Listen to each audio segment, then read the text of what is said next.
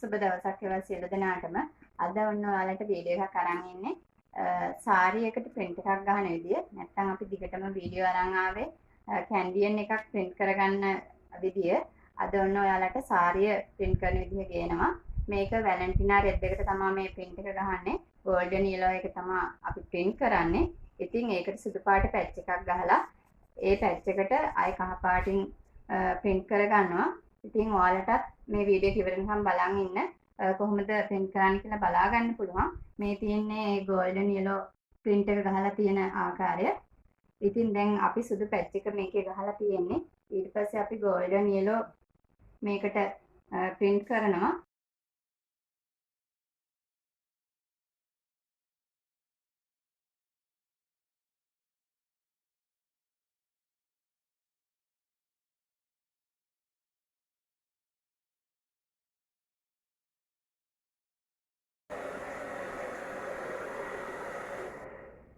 ඔන්න දැන් අපි සුදු පාට පැච් එක උඩට golden yellow එක print කරගෙන ඉවරයි. ඒ print කරගත්තාම මෙන්න මේ විදිහට තමයි පේන්නේ. මෙන්න මේ මේ golden yellow එක print කරගත්තාම මේ තියෙන්නේ පොටට එන කොටස. මේ වගේ ලස්සනට පේනවා ඉතින්.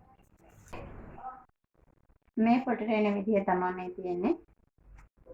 මේක පොටේ පිටිපස්සට වැටෙන්නේ. මේක තමයි ඉස්සරහා පොටට මෙන්න මේ ආකාරයට තමයි සාරියට තියෙන්නේ. ඔන්න මේ විදිහට තමයි මේ සාරිය print කරාම එන්නේ. ඉතින් මෙතෙන්ට ලොකු මණ්ඩලා ඩිසයින් එක ගහලා තියෙනවා. ඒකෙම පොඩි එක මෙතෙන්ට මණ්ඩලා ඩිසයින් එක ගහලා තියෙනවා. ඉතින් මේ විදිහ තමයි මේ සාරිය ලස්සන.